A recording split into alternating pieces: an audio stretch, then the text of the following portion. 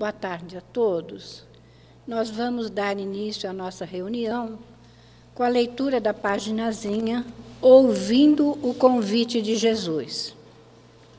Vinde a mim, eis o convite que o Senhor repete na tarde de hoje aos nossos corações.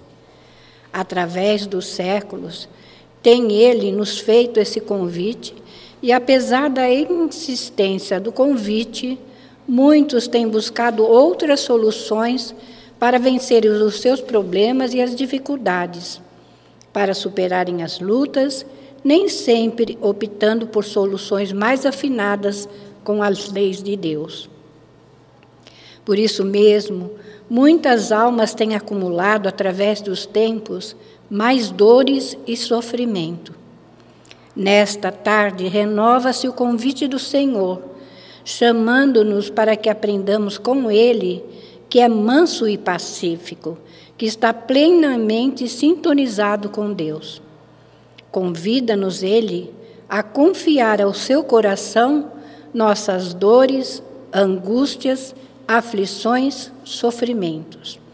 Convida-nos mais uma vez para que, através da reflexão da sua mensagem, possamos nós, encarnados e desencarnados, assumir uma nova postura dentro da vida. E, através desta modificação, trilharmos caminhos mais seguros que possam nos desviar de outras tantas quedas que acabariam por acumular novas dores e sofrimentos. Portanto, ouvindo o convite de Jesus, que possamos abrir mais uma vez os nossos corações e sentir no mais profundo do nosso ser a mensagem que Ele nos trouxe, convidando-nos a um trabalho íntimo de transformação para vencermos o egoísmo e o orgulho dentro da alma, superando esses dois grandes monstros que tantas guerras, violências, dores e lutas têm produzido em nosso mundo. Realmente, transformarmos nossa terra num mundo melhor, em que a paz e a felicidade saiam dos papéis ou dos discursos e se tornem numa realidade no dia de cada um. Este é o convite que o Senhor nos faz. Trabalhemos, pois, pela nossa transformação moral, pela renovação dos nossos pensamentos e sentimentos à luz do seu Evangelho. E então, transformados, transformar o mundo, ficando esta humanidade verdadeiramente cristianizada. Que o Senhor, pois, nos cubra com as suas bênçãos de paz, nas vibrações do seu amor e na luz que emana de seu Espírito angelical. Que nestas sensações que nos envolvem, possamos todos nos fortalecer e daqui sairmos mais dispostos e nos tornarmos mais identificados com o seu Evangelho. Que a sua paz permaneça em nós, em torno de nós e para onde formos. Do irmão Clarencio, do livro Clareando Caminhos, psicofonia de Joaquim Couto. Graças a Deus. E aqui estamos, Senhor, respondendo ao teu chamado, para que através do teu Evangelho nós possamos receber as lições que o nosso espírito necessita. Somos espíritos já, Senhor, atrasados na nossa caminhada, mas com um desejo enorme de acertar, para seguirmos em tua direção, fazendo a vontade do Pai. Abençoa todos nós que aqui estamos, que a tua paz, o teu amor e a tua luz envolva a cada um que aqui está. Abençoa também aqueles que por algum motivo não puderam estar conosco na tarde de hoje. E sendo assim, em teu nome, Senhor Jesus, em nome de nossa mãe, em nome de toda a direção espiritual da Casa do Caminho, mas, acima de tudo e sempre, em nome de Deus, nosso Pai, que, encerrando esta prece, possamos dar início à nossa reunião do Teu Evangelho na tarde de hoje. Que assim seja, Graças a Deus.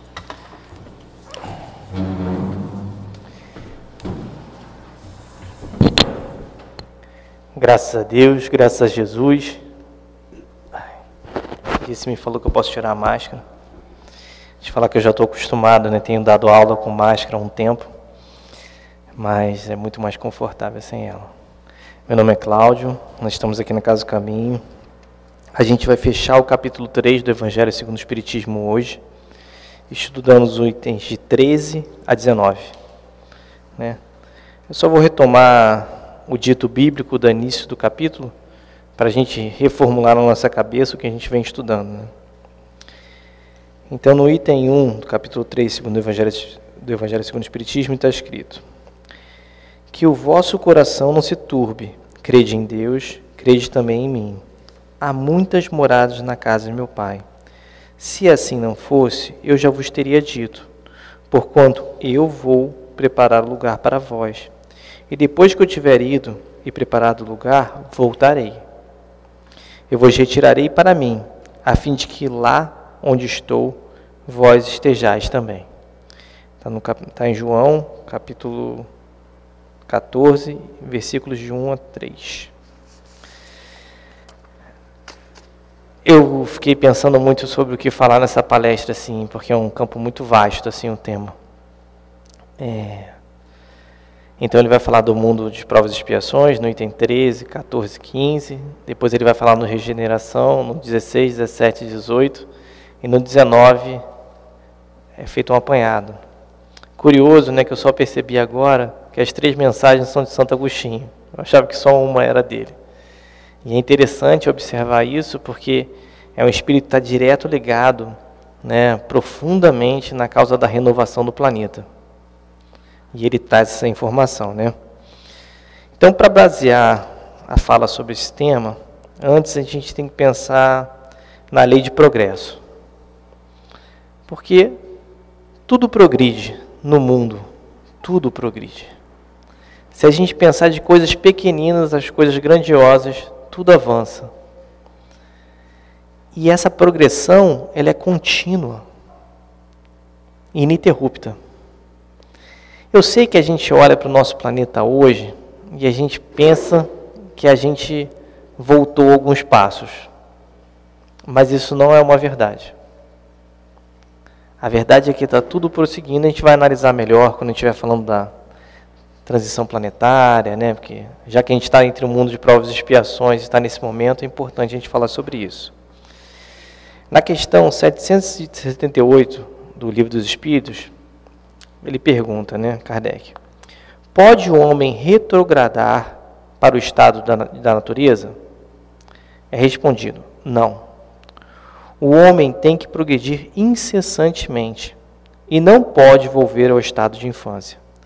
Se progride é porque Deus assim o quer. Pensar que possa retrogradar é a sua primitiva condição, seria negar a lei do progresso. Então vamos imaginar, né, um plano físico. Na Gênesis os espíritos falam sobre isso também. Se a gente conseguisse ver, né, no item 19, se a gente conseguisse ver do iniciozinho da formação dos primeiros átomos do planeta, e tu conseguisse traçar, né, bilhões de anos de progressão, a gente veria o quanto evolui essa massa. Mas a gente está circunscrito nesse paradigma muito pessoal nosso, terra-terra, né, que somos nós. E a gente tem que pensar o seguinte: para a gente discutir esse tema, mundo de expiações e provas, mundo de regeneração, a gente tem que refletir que nós somos espíritos imortais. Que Deus está no comando, que nós temos múltiplas vidas, né, que não é uma coisa estanque. Porque se a gente não refletir assim, vai parecer que Deus não nos ama. Por que me botou num planeta onde tem tanta dor? Porque a dor é inegável, né? E a dor unifica todos nós. Dói em todo mundo, de alguma forma, em algum momento da vida. Então a gente tem que muito trazer também para entender esse tema a lei de amor. Eu tirei do livro Pensamento e Vida, que é psicografado por Francisco Cândido Xavier. Ele fala assim: o amor é o reflexo do Criador em todas as criaturas. Brilha em tudo palpita, e as mesmas vibrações de sabedoria e beleza. É fundamento da vida e da justiça e de toda a lei. Surge, sublime no equilíbrio dos mundos, erguidos à glória da imensidade, quanto as flores anônimas esquecidas no campo. Nele fulgura, generosamente, a alma todas as grandes religiões que aparecem no curso das civilizações. Por sistemas de fé, procura comunhão com a bondade celeste, e nele se enraiza todo o impulso de solidariedade entre os homens. Plasma divino com que Deus envolve tudo o que é criado. O amor é o hálito dele, mesmo penetrando no universo. Vemo-lo assim, como silenciosa esperança do céu, aguardando a evolução de todos os princípios e respeitando a decisão de todas as consciências. Merece, de semelhante bênção, cada ser acalentado no degrau da vida em que se encontra. Então, quando a gente vê isso com mais profundidade, trazido aqui por Emmanuel, a gente vai ver que nós estamos mergulhados no amor de Deus. Isso não dá uns colos, porque isso não dá a nossa filiação. Somos filhos dele. Fomos criados por Deus. Estamos onde deveríamos estar, porque ele nos ama. Então, essa criação, quando a gente começa a ter essa ideia do progresso e do amor, a gente começa a ficar mais tranquilo em relação a onde a gente está. Porque se eu estou sendo amado e há um progresso, eu não vou ficar parado onde eu estou. Isso vai melhorar. De algum jeito vai melhorar. E quem me colocou aqui me ama muito. Então, quando você já vai por esse paradigma, entrando dentro dessa relação entre o mundo de provas e expiações e o mundo de regeneração, você já... Calma. Eu não estou sozinho e vai dar tudo certo. De algum jeito. E agora vamos falar mais detidamente nos itens 13, 14 e 15, que ele vai falar do mundo de provas e expiações. Eu adoro a introdução do Evangelho segundo o Espiritismo, porque ele fala assim: o que posso dizer, Santo Agostinho, o que posso dizer do mundo de provas e expiações que já não seja de seu conhecimento? Você vive nele. Eu não preciso acrescentar nada, Você está imerso. É todo mundo bom? Todo mundo é bondoso no planeta de provas e expiações. Está tudo tranquilo. Não está. É todo mundo pensando em si, uma confusão, E aí esse egoísmo exacerba e um prejudica o outro. Então a gente já tem essa consciência, Mas é óbvio que ele obtém esclarecimentos mais profundos que isso, Ele vai falando aqui: a superioridade da inteligência de um grande número de habitantes indica que a Terra não é um mundo primitivo. Então a gente não está num mundo primitivo onde ninguém galgou um patamar acima, Destinado à encarnação de espíritos recém-nascidos. As qualidades inatas que possuem são a prova que eles já viveram e de que realizaram um certo progresso. Mas os numerosos vícios a quais estão inclinados também são um indício da grande imperfeição moral. E quando a gente vai estudando a escala dos mundos, vou te falar que isso é um tema que às vezes é espinhoso para mim. Porque toda vez que eu vejo esse tema, eu falo assim: eu também sou rebelde igual a todo habitante do planeta, Porque se eu estou encarnado no mundo de provas e expiações, e aqui tem uma certa imperfeição moral por relação aos vícios, eu estou inserido nesse contexto. Sempre me dói um pouco me reenxergar nessa situação. Mas é importante para que eu possa evoluir. Então você se olha e fala assim: poxa, eu estou no mundo onde está relegado aos espíritos que são rebeldes à lei de Deus. E eu fico pensando comigo mesmo assim: onde estão? Eu fiquei, quando estava estudando para a palestra, onde é que estão minhas rebeldias? E aí eu vou identificando, tem esse ponto que realmente esse aqui eu não quero ceder.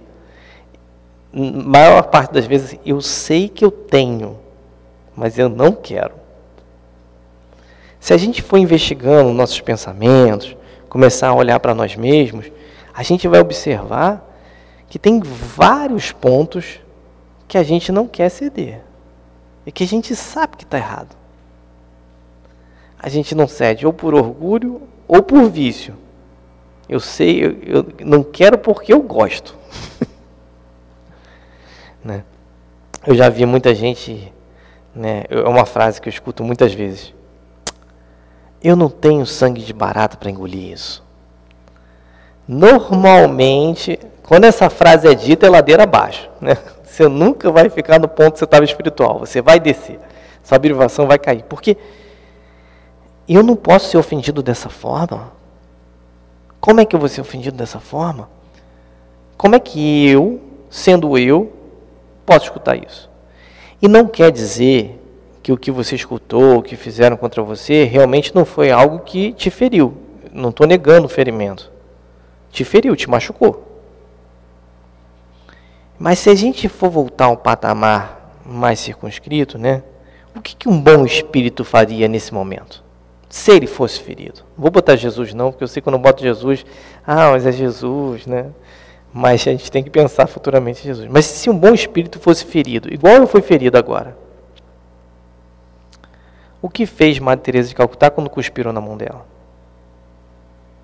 Você nota, eu entendo profundamente que naquele momento que Madre Teresa de Calcutá estendeu a mão pedindo esmola para as pessoas que ela estava tentando servir e cuspiram na mão dela, apesar dela entender que ela estava ali no movimento de amor e tudo mais, foi na mão dela que cuspiram, não foi na mão do outro, né? Era ela que estava ali na frente. Quando ela bota dentro da veste dela e estende a outra, ela falou, isso é para mim, e agora? Para os meus pobres, o que você me dá?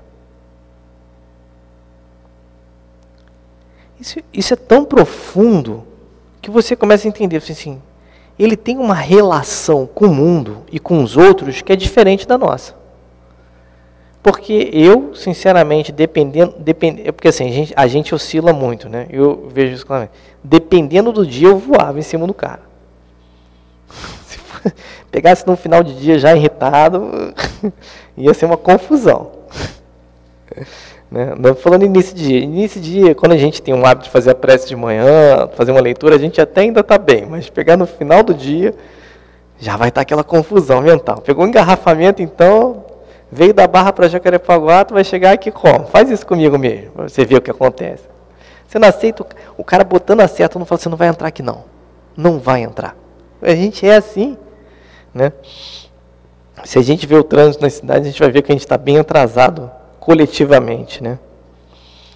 Mas então é um planeta que está circunscrito a essa rebeldia, né? E a gente pensa assim, mas é só isso? É só ser rebelde? É. Porque quando eu me rebelo, eu não sigo. O que era a página que nos iniciou aqui? Ouvindo o convite de Jesus. O que Jesus convida, em última análise? A seguir as leis de Deus. Se eu sou rebelde a elas, eu não estou ouvindo o convite de Jesus, porque eu não quero seguir, porque eu vou perder nisso, vou perder naquilo.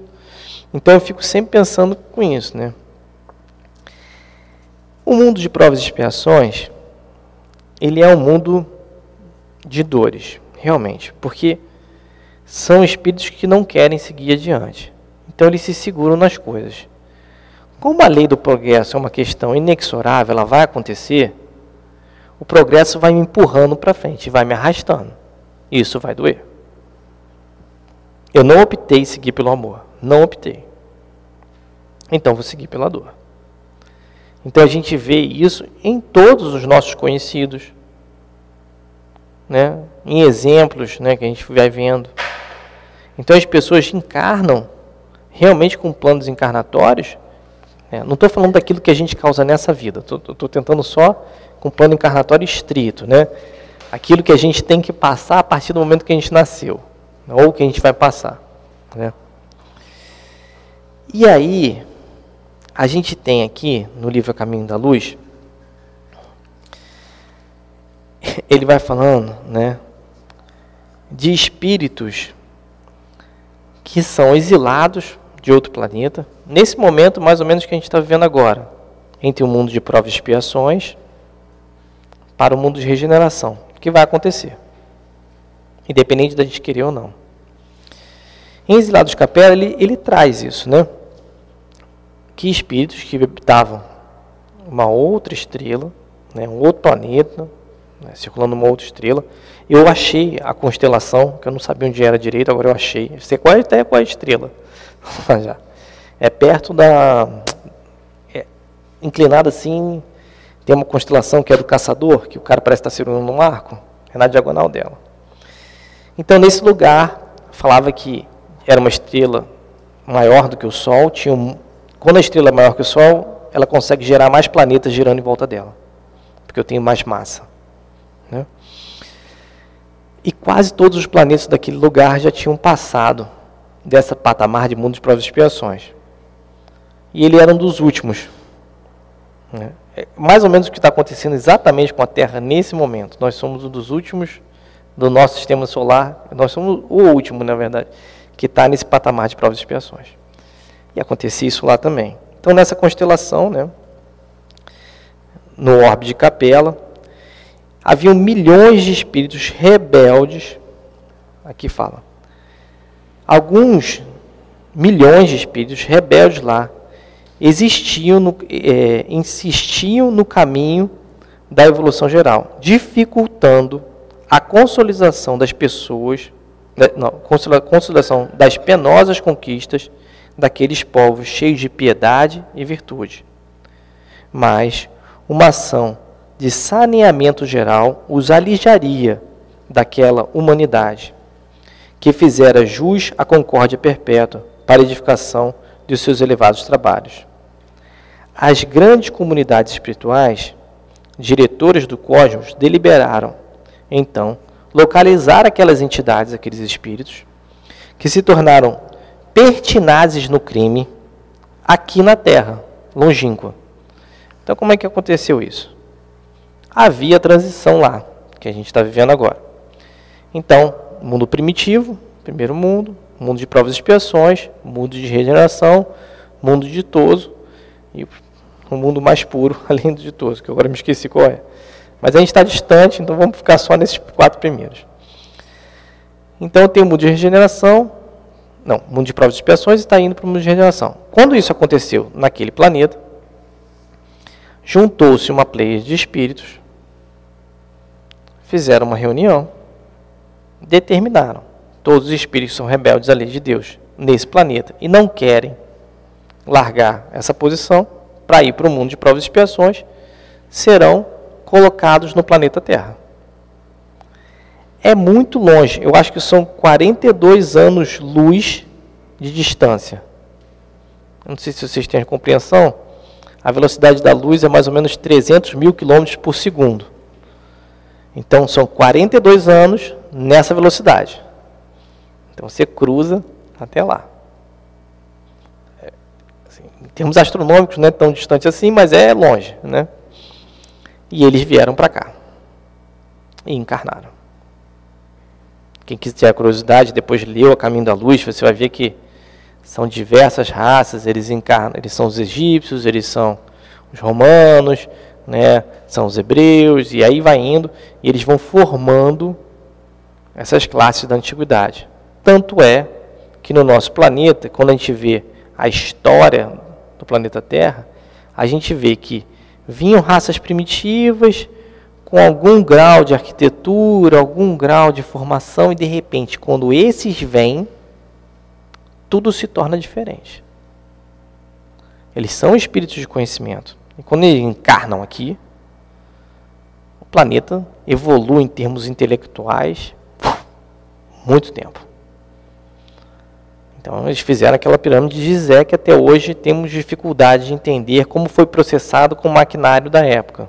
Se eu tivesse um guindaste era outra coisa, mas sem guindaste, como é que eu fazia? Como é que eu movimentava um bloco, né, de 20, 30, 40 toneladas? Então, assim, é bem complicado. Como é que eles cisavam aquelas pedras para elas ficarem todas lisinhas? Não sei se vocês já viram. No exterior da pirâmide, não, mas no interior da pirâmide é tudo lisinho, assim, perfeito, né? Fora a questão que eu estou botando bloco sobre bloco e fazendo várias câmeras internas, né? Inclusive secretas por dentro. Então você vê a complexidade da movimento muito grande. Você vai hoje no Coliseu, você fala, como é que o cara construiu isso? Né? Apesar disso tudo, assim, infelizmente, né, ainda relegado às questões das paixões mundanas, da questão da morte, né, do sacrifício, tudo lá.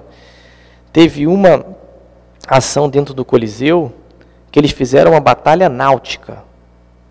Eles desviaram alguns canais de Roma e encheram o Coliseu, a parte da arena. E botaram um barco, e teve uma batalha de morte com barcos.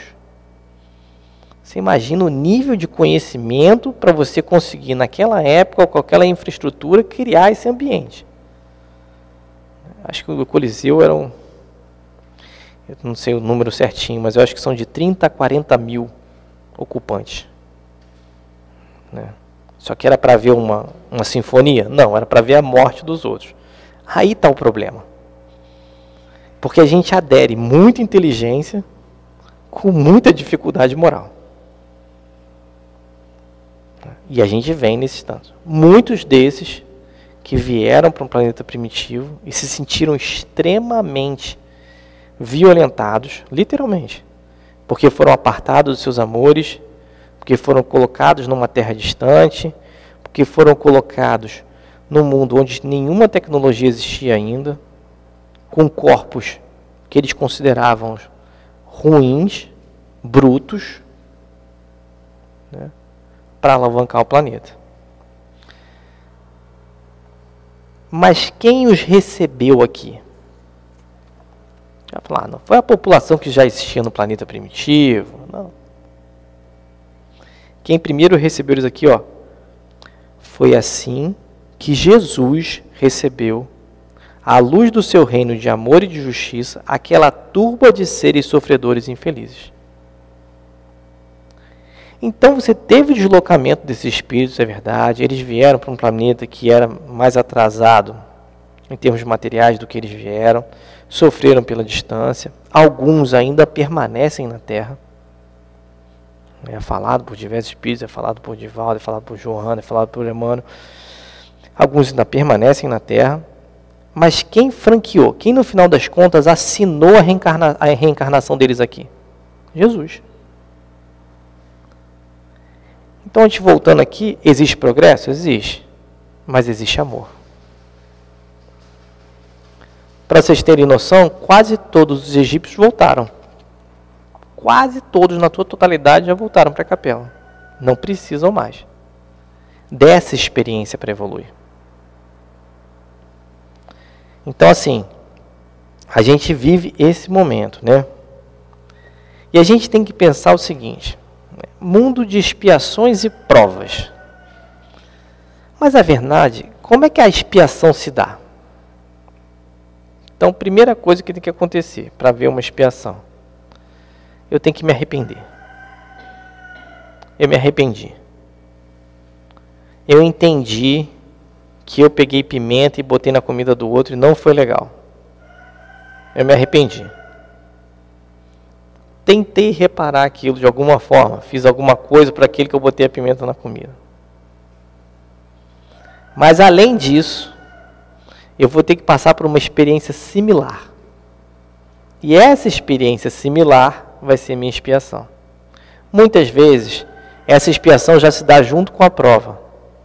Que aí, além da experiência, eu vou passar por um testemunho daquela reflexão, de cuidado com o outro, e vou assumir um patamar espiritual melhor. A partir da prova que eu consegui ser aprovado, literalmente aprovado, né? Então a gente vai fazendo isso, né?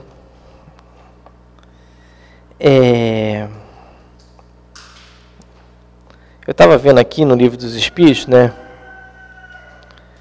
E aí eu estava pensando muito nessas questões de progresso, né? E às vezes a gente escuta algumas coisas, né? Não, mas as pessoas que estão encarnadas da Terra não vão deixar isso acontecer. Tem muita pessoa maldosa. Você não lê os jornais? Eu leio os jornais. Agora, eu decidi para a minha vida, né? Eu só leio. Eu não vejo mais. Então, eu não quero ficar alienado do que está acontecendo no planeta. Nem do que é noticiado. Mas eu não vejo mais. ver na TV acabou para mim. Isso aí eu tirei da minha vida. Mas eu leio e entendo que muito... Volta. Tá. Então, tudo bem. Então, as pessoas, quando acham que a gente está no planeta, né, você fala assim, o mundo vai progredir. Eu falo, não, o mundo não vai progredir. Porque você não vê o que está aí, você não lê jornal, você não vê jornal, e acontecem coisas terríveis realmente. Né? Então, noticiadas lá. As coisas boas ninguém noticia muito, mas as terríveis noticiam bastante.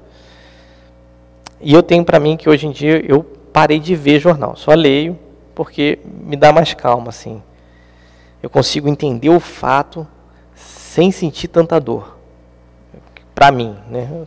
Para mim, cada um sabe de como vai levar as coisas. E aí a gente fala assim, o homem, do jeito que está hoje, não vai deixar o progresso seguir. Por que você não vê que aconteceu isso? Lá avançaram lá sobre a Ucrânia, a Suécia falou que vai entrar na OTAN, o Putin já ameaçou ela com bomba nuclear, a confusão que está acontecendo e tal. E aí, se não fosse isso, né, se fosse há um ano atrás, você não está vendo a Covid, a confusão que está, não querem dar vacina, essa confusão no planeta.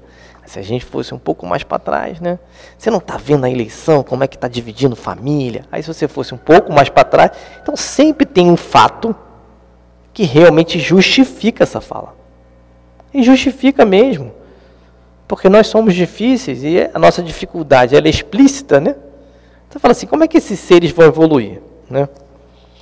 Na questão 781 do Livro dos Espíritos, na subpergunta A, ele fala assim, ó, o que se deve pensar dos que tentam deter a marcha do progresso e fazer que a humanidade retrograde?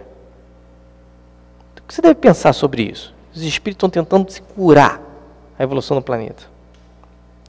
Os espíritos respondem a Kardec, pobres seres, que Deus castigará, serão levados de rodão pela torrente que procuram deter. Em outra parte do Livro dos Espíritos, ele fala também sobre essa questão da resistência ao progresso. Ele fala que assim, são como cascalhos que são rolados por cima das rodas. Eu fiquei pensando exatamente nisso, assim. O piso pode até estar ruim, mas o caminhão vai seguir. Ele vai continuar rodando. Porque você está falando de uma pedrinha e de uma roda desse tamanho. Isso vai acontecer. E o progresso é assim. Por quê? Porque Deus nos ama. E está explícito nos exilados de capela que um dia existe o basta.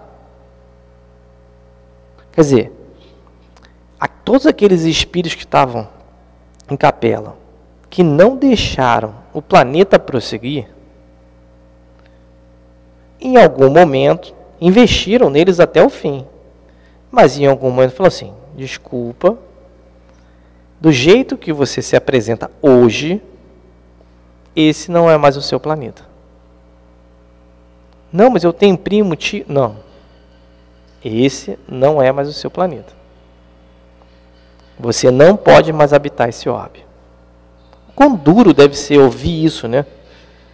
Porque é bem difícil, né? E a gente começa a observar uma série de coisas. Por exemplo, se a gente vai vendo Jesus no percurso do seu evangelho, tentando demonstrar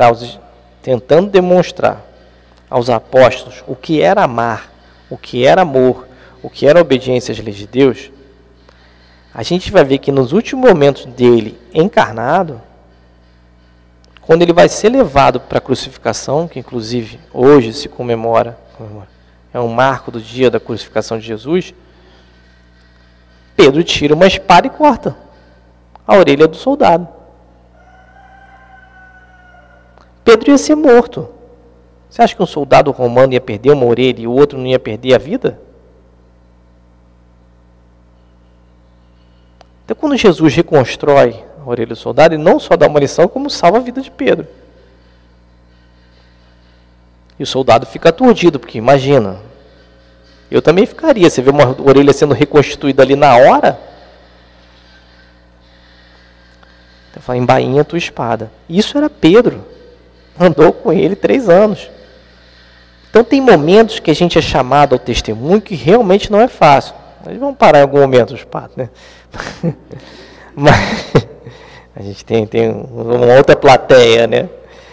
Mas a grande questão é que muitas vezes, a gente tem para nós que a gente está ali no planeta, está vivendo nossas provas, está vivendo nossas vidas, e que esses testemunhos não são diários. Pedro ali testemunhou realmente, assim, um grande amado dele da vida ia ser levado pelos soldados romanos, e ele tinha certeza do que podia acontecer. Ele reagiu da forma que ainda existia dentro dele. Depois ele vai curar com a sombra dele. Depois, quando vocês veem ele em Paulo e Estevão, né, você vai ver a calma. Paulo e Tiago quase brigando para separar todo mundo, e ele, calma, não é assim. O que a gente aprendeu? Reconstrói novamente todo o colégio apostólico. Mas a gente tem que pensar, se a gente tem que trazer, né, aqui tem uma frase que eu até sublinhei, convida-nos, Jesus, né, convida-nos eles a confiar em seu coração nossas dores, angústias, aflições e sofrimentos. Se Jesus veio à Terra, e nós temos todo o testemunho dele, ele se deixou crucificar, se deixou, porque se ele não quisesse, tentaram antes, na verdade, não conseguiram porque não era a hora. Ele se deixou crucificar. O que ele está querendo exemplificar para a gente? Que haverão dores, né? Que haverão angústias, que haverá tudo. Mas qual foi a última frase que ele falou na cruz? Pai, perdoa-lhes. Eles não sabem o que fazem. Então, quando a gente olha isso detidamente, a gente começa a observar, mas espera aí. Se todo mundo aqui é filho de Deus, está num planeta de provas e expiações, está em evolução ainda, eu tenho que levar a sério uma ofensa de alguém que não sabe que não precisa ofender ainda? Eu não tenho que levar isso a sério. Ah, mas Cláudio, poxa, justo aquele meu melhor amigo, justo a minha esposo, não sei o quê. Ué, mas se ele é um espírito em evolução, igual você, e ele está no planeta de explorações, ele pode um dia te ofender, ele pode um dia te magoar. Aliás, isso vai acontecer. Porque a gente tem esse romantismo, entendeu? Que os nossos amados, que os mais próximos de nós não vão nos ferir. Vão. Eles vão. Né? Emmanuel tem uma. Dr. Rema às vezes fala isso com a gente também. Né? Aquela imagem do cascalho no rio, né? Que é redondinho, bonitinho, né? Aquele seixo, né? Rolado. Mas ele é um seixo rolado. Ele se bateu tanto para ficar daquela formazinha redonda, né? E é o que acontece com a gente. A gente é tudo pontiagudo, né? Começa a se bater, perde uma ponta, perde outra. Quando você vê, está todo lisinho. Mas demora. E esse convívio uns com os outros é que vai nos dar essa qualidade espiritual, se a gente quiser aprender. Porque se a gente observar muito bem essa página do início, ouvindo o convite de Jesus, é um convite. Em nenhum momento está escrito aqui que se você não quiser, você não pode deixar de querer. Não, você pode. É um convite. A gente costuma dizer até que, no Espiritismo, né, se um espírito é muito rebelde, existem reencarnações compulsórias. Então, pega o espírito do plano espiritual e fala assim, agora acabou, você vai voltar para a carne. Não tem jeito, você precisa disso. E a gente te ama e vai te botar lá. Mas encarnado, ele recebe convite, que ele pode não aceitar, mesmo sendo compulsória. Então, você está dizendo, Cláudio, que ele pode retornar igual ele saiu? Pode. Ele vai ter que fazer um esforço, mas ele pode. Então a gente tem que entender que esse convite é diário, né? Eu vou traçar assim uma questão. Como, né, daqui a pouco eu vou entrar no modo de regeneração. Mas como que a gente é atendido e como a gente gostaria de ser atendido? Se você fosse balconista de uma farmácia e você estivesse no mundo dos provas de fiações bem inserido, né, nessa atmosfera e tal, a farmácia vai fechar às 5. Tá? Vou botar aquele quadro bem dantesco. São 4h50. Você vai só sair depois daquele último cliente. Você sabe disso. Você vai sair só quando o cara sair, o último cliente você vai sair. Chega um senhorzinho no balcão. Fala assim, eu tenho essa lista. Você vê a lista, não termina. Tem uns 4. Mas eu queria saber de você se eu posso substituir esse. Se esse aqui tem genérico. Você já sabe que às 5 horas já era. Né? Teu ônibus já vai embora. Acabou tudo. Né? O que alguém de provas e expiações faz quando está bem irrigado assim no pensamento do planeta, né? Bem nessa questão do egoísmo e do orgulho. Tá bom, senhor, aqui ó. Tá pronto para você, pode levar. Nota. Pegou o pedido. Executou o pedido. Entregou o pedido. Mas não foi com amor. E aí é a prova de toque que a gente tem constantemente.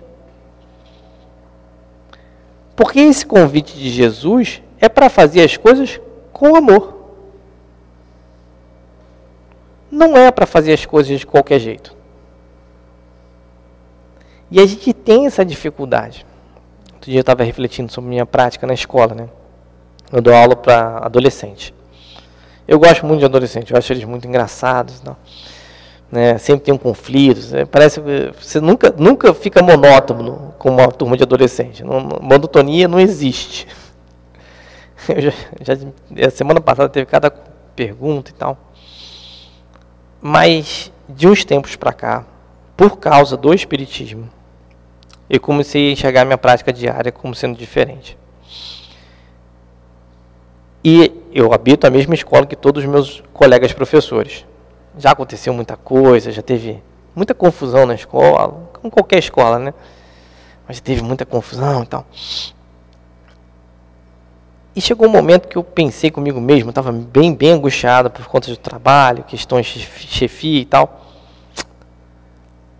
E aí eu pensando, mas é óbvio que isso aí foi do meu mentor, isso não foi meu. Eu trabalho para quem? Não é quem me paga, eu sei quem me paga. Quem me paga deposita todo mês lá, eu vejo quem me paga.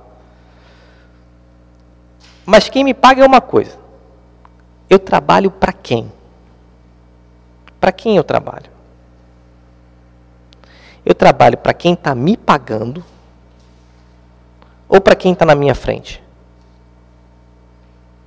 Você nota que é uma reflexão totalmente diferente, assim, porque assim,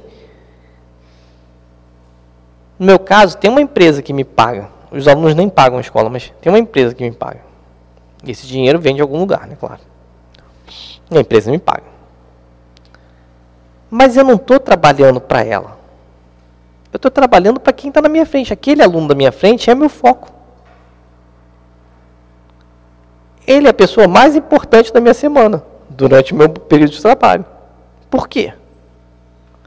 Porque eu estou ali querendo que aquilo dê certo. Querendo passar algum nível de conhecimento e tal, não sei o quê. E aí, eu pensei nisso comigo mesmo, ficou para mim, não dividi com ninguém no meu trabalho e tal. Mas eu estou vendo as confusões acontecerem na escola, chefia sai, chefia entra, aí demite não sei quem, confusão. E eu estou tranquilo, assim, mas eu estava tranquilo, não é porque eu queria, não, porque realmente eu não estava fazendo um esforço para aquilo. Porque quando eu entrava na minha sala de aula e fechava a porta, eu estava com meus alunos. E eu estava trabalhando para eles. Então quem está lá em cima, se não me atrapalhar muito, né, que normalmente os caras deixam a gente fazer algum trabalho dentro de sala de aula, tá tudo bem. E os meus colegas quase infartando. Teve um que literalmente infartou, né? E aquela confusão, então, não sei o quê. E aí, eu comecei a pensar sobre isso e falei assim, cara, é isso, né? Porque é isso que Jesus nos ensina. Você tem que estar fazendo bem ao seu próximo mais próximo. No meu trabalho, quem é o próximo mais próximo? É o aluno. E quando você se volta para isso, você melhorou sua vibração. Você pensa no seu trabalho de outra forma, o peso diminui, porque você está lá para fazer aquilo. Às vezes eu não consigo fazer tudo o que eu quero, é fato. Mas o que eu faço, eu tento fazer muito bem feito, porque é para ele, entendeu? É para o João Vale, estou falando do meu ano, desse ano agora. É para o João Vale, é para a Vanessa, é para não sei quem, é para o fulano, é para ele. Eu vou discutir esse ano, eu estou discutindo com eles fisiologia humana. A gente está fazendo várias práticas de fisiologia. Eu falo para eles, se tem um conteúdo de biologia que você tem que prestar atenção realmente para a sua vida, é fisiologia humana. Porque você tem corpo. E tu vai carregar ele pelo resto da sua vida, né? Então é importante. É importante para você saber viver melhor. Para te dar direito de escolha. Eu falo, quando você sabe que um alimento faz mal e você consome, você teve direito de escolha. Agora, se você nem sabe que o alimento faz mal, você vai criar uma hipertensão. Eu estava conversando com eles, né? E eu te falei, eu falei isso em 8 turmas esse ano. Porque é bem mundo de provas e expiações. Falei assim, hipertensão é uma coisa que todos os seus parentes têm. Quero ver o aluno que levante o braço aqui e ninguém da família tem hipertensão. São 160 alunos. Ninguém levantou a mão em nenhuma das turmas. Então, alguém tinha um parente com hipertensão. Aí minha pergunta seguinte era a seguinte. Eu quero saber o parente seu que teve hipertensão e mudou os hábitos de vida. Outro silêncio na sala. Não mudou. Desculpa se alguém tiver hipertensão, estou trazendo um exemplo de aula. Não tem nenhuma relação direta com ninguém. Então, não mudou. Eu falei, o que ele faz? Eu vou te falar o que ele faz, eu não nem falo para mim. Ele toma remédio. Que é importante. Mas não mudou os hábitos de vida. Então, a gente tem o mal do corpo, que nos chama a uma responsabilidade para a gente repensar a vida, e a gente não muda aquilo que a gente tem que mudar, que são os hábitos, que levaram a gente a ter aquilo. E a gente fica tomando remédio, que é importante, ajuda a regular, é ótimo, só que não evolui disso. Hipertensão é um problema seríssimo, assim, não pelo problema da hipertensão em si, mas se você ficar muito tempo com ela descontrolada, ela pode gerar uma série de outros problemas. Inclusive, tem se discutido muito no SUS a questão da atenção primária, né? Se eu chego num cara de que tem hipertensão e consigo controlar essa pressão dele, eu evito que o Estado gaste uma série de outros dinheiros com aquela pessoa. Porque vai custar caro. Se o cara tiver que botar um stent, se o cara tiver que fazer uma safena, né? Inclusive vai tirar ele do ambiente de trabalho, então isso tem um custo social. Então saúde primária é uma coisa bem importante. Mas por que eu estou falando tudo isso? Porque no mundo de provas e expiações a gente tem dificuldade dessa mudança de hábito. Ah, Cláudio, então no mundo de regeneração tudo são flores. Não, nem tudo são flores. Mas a espiritualidade que habita o mundo de regeneração entendeu qual é o norte. Tanto é que ele fala que tem 50% bom, 50% não bom. Né? Espíritos ainda imperfeitos. Mas todo mundo está olhando para o mesmo lado. Então, quando você passa de um mundo de provas e expiações para um mundo de regeneração, o que acontece? Você entra num planeta onde você olha e fala assim, eu tenho que aprender a amar. Eu sei que eu não amo, entendeu? Mas eu tenho que aprender. E se isso se dá coletivamente no planeta todo, a psique do planeta muda. Porque se eu tenho que aprender a amar, eu vou fazer guerra. Vocês imaginam, eu sei que isso não vai acontecer do dia para a noite, Mas vocês se imaginam, só no século 20 e 21, se a gente pegasse todo o dinheiro que foi investido em armas, dinheiro, e jogasse isso para educação e saúde, como é que estava o nosso planeta?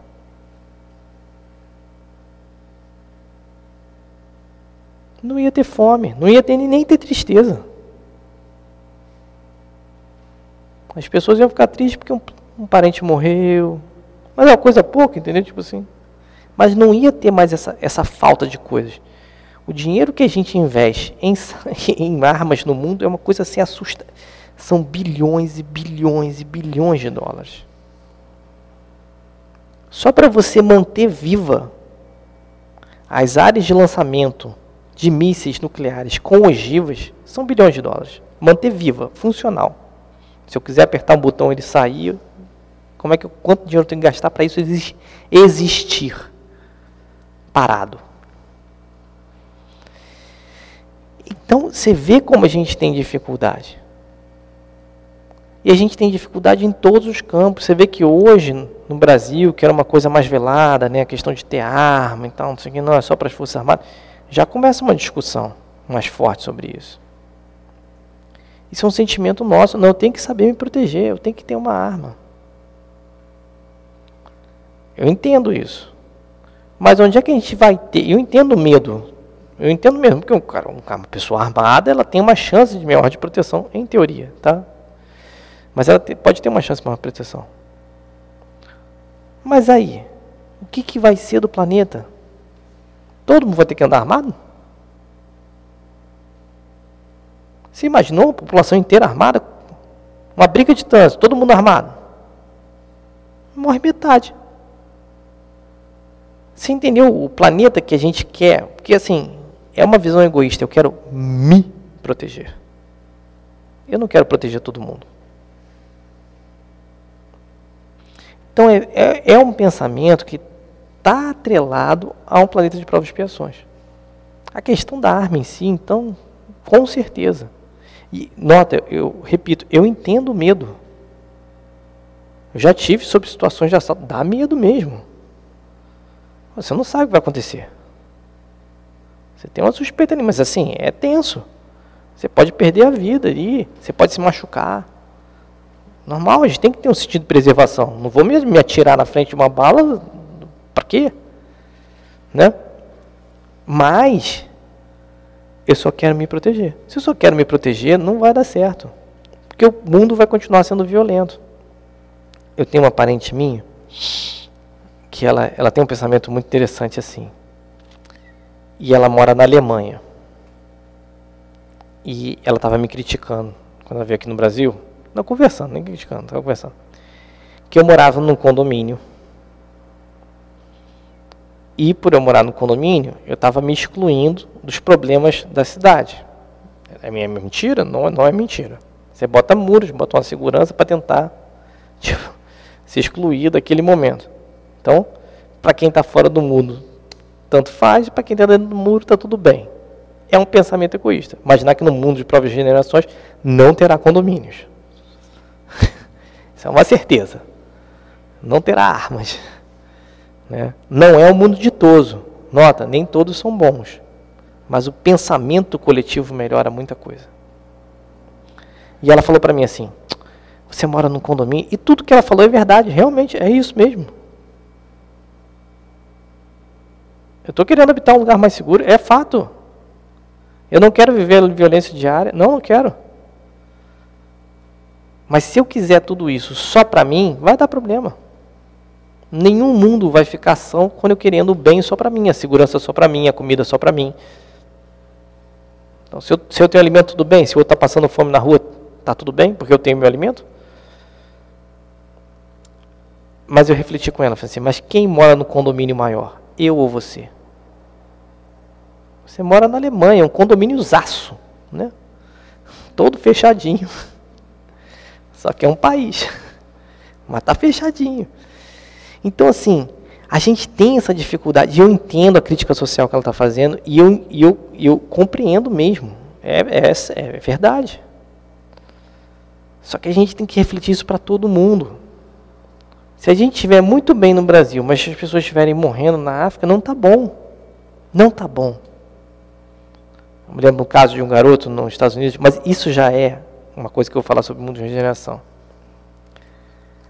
Realmente, se fosse delegado a gente, nós, espíritos muito terra a terra, que vivemos aqui, que ora batemos, ora oramos para o nosso inimigo, né? Aquela coisa que a gente fica nessa dicotomia, quer dizer, eu quero bater, mas eu vou orar, sabe? Aí você faz aquela prece pelaquela pessoa, mas eu queria bater. Né? Você ainda tem o sentimento, está se segurando, mas você ainda tem o sentimento. A gente não pensa assim.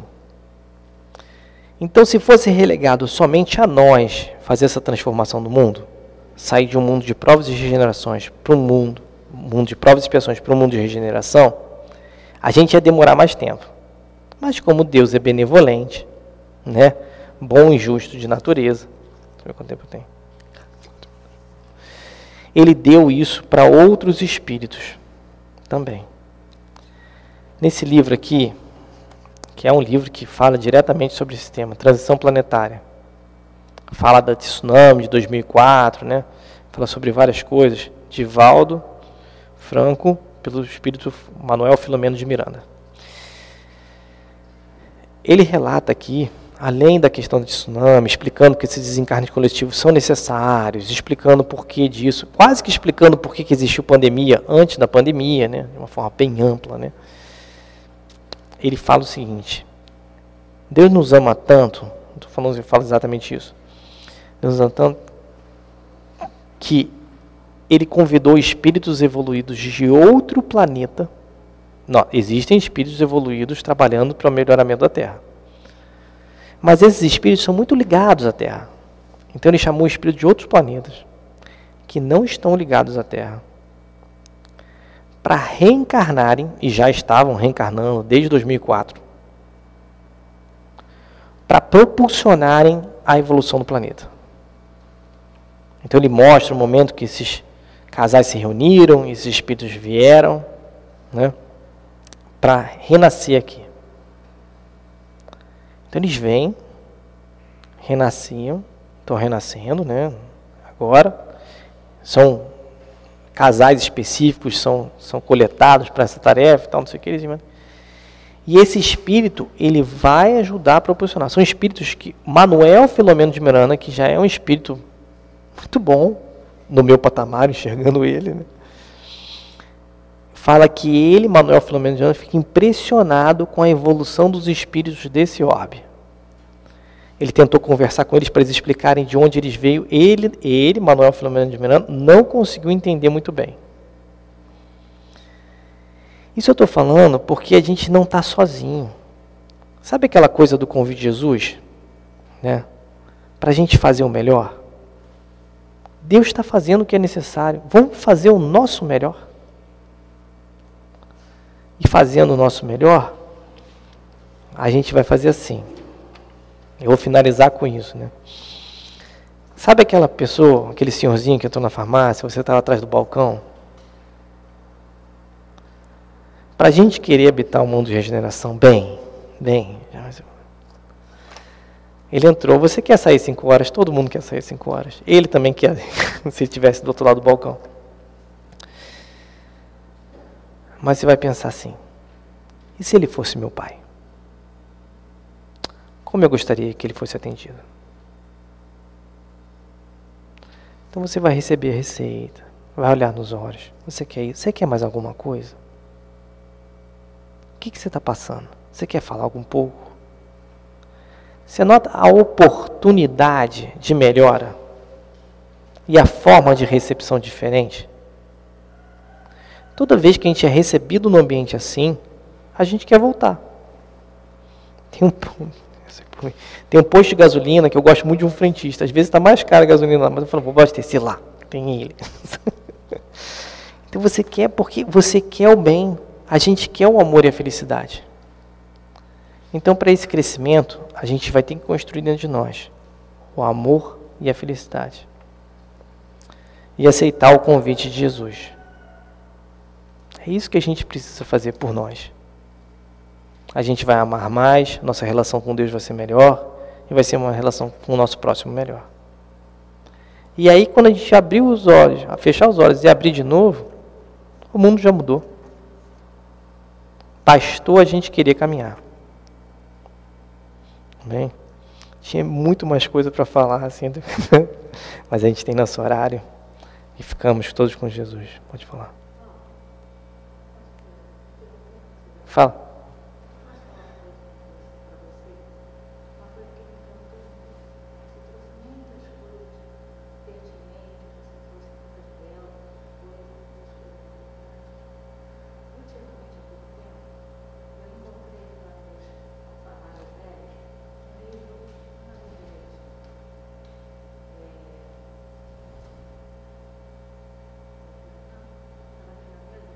Pode falar.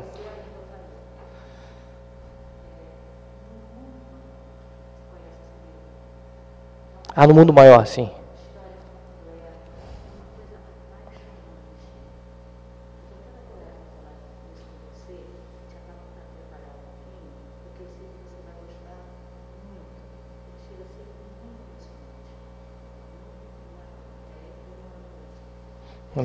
Não, tá ótimo. É um livro de referência mesmo.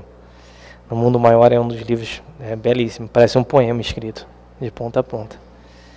A gente tem muito para pesquisar e para o Espiritismo nos ajudar, né?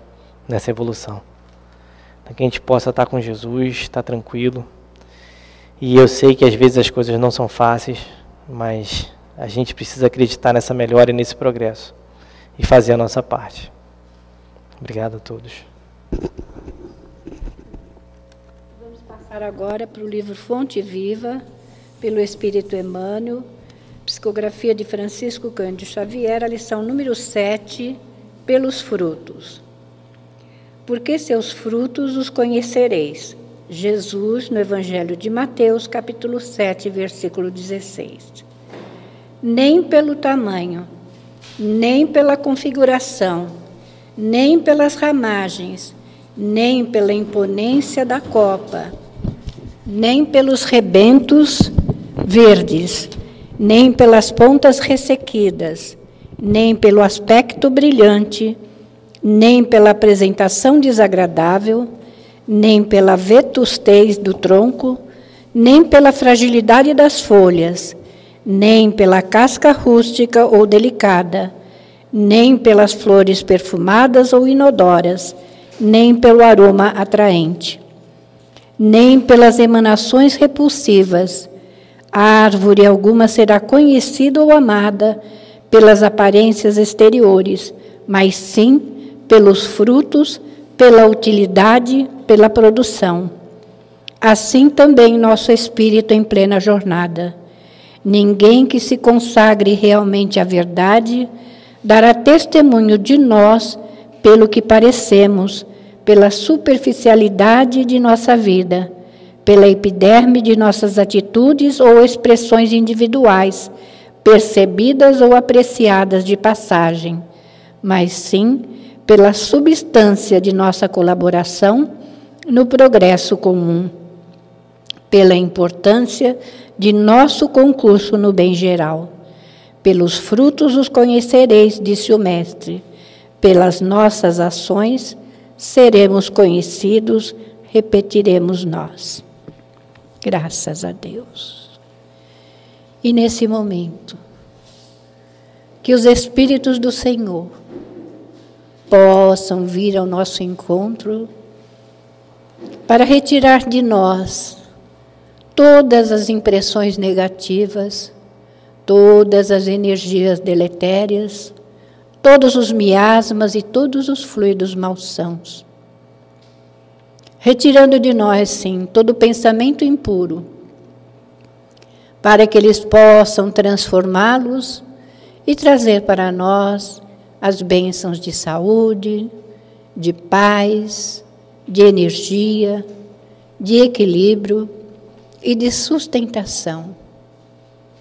E aqui estamos nós, Senhor, rogando ao Teu coração generoso, para que nos auxilie na nossa caminhada, para que possamos perder, sim, tudo aquilo que não traz nenhuma melhoria em nós, daquilo que não é de serventia para nós. Transforma, Senhor.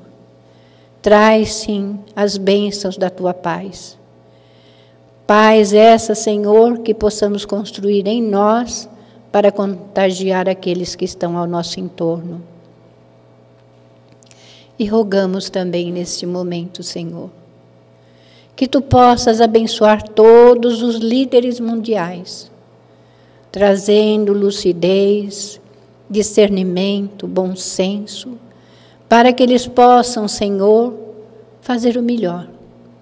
Fazer, sim, aquilo que se comprometeram diante do povo e diante da vida. E assim, Senhor, estamos gratos por tudo que recebemos no dia de hoje, pela Tua presença amorosa que nos eleva, que nos dá a força e a esperança de caminharmos. E que seja, Senhor, em Teu nome, em nome de Nossa Mãe Santíssima, em nome desses generosos dirigentes espirituais da Casa do Caminho, mas, acima de tudo e sempre, em nome de Deus, nosso Pai, que encerrando essa prece, possamos encerrar a nossa reunião na tarde de hoje. Que assim seja, graças a Deus.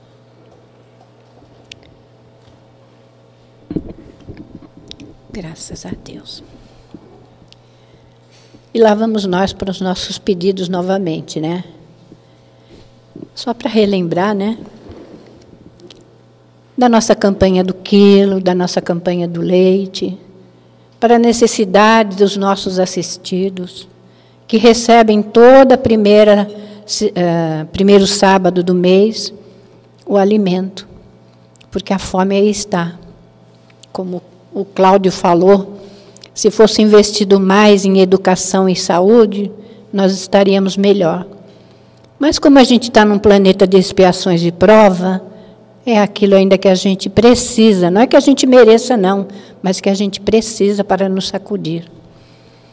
E também para a nossa campanha do carnê, para aqueles que puderem nos auxiliar, porque as despesas aí estão, né? Aí a gente lembra do Dr. Herman falando muito para a gente, dai a César o que é de César e a Deus o que é de Deus. Como nós ainda estamos num planeta que é de César, nós precisamos honrar os nossos compromissos. Então, a gente conta com a colaboração de todos vocês. Aí, a Andréia até estava falando outro dia, se você não puder dar a contribuição que você gostaria de dar, e quiser dar 1 quilo de alguma coisa, traga. Deixa ali na mesa que as meninas se encarregam de guardar no lugar certo, tá? E que a gente possa retornar aos nossos lares com a paz e o amor de Deus a nos envolver. E desejando a todos uma feliz Páscoa, uma Páscoa de renovação, e sem combinância de chocolate, porque faz mal para a saúde, né? Aliás, a gente estava aqui lembrando, né? Que a gente precisa cuidar da saúde, então vamos cuidar dela direitinho. Mas que chocolate é bom, é. É.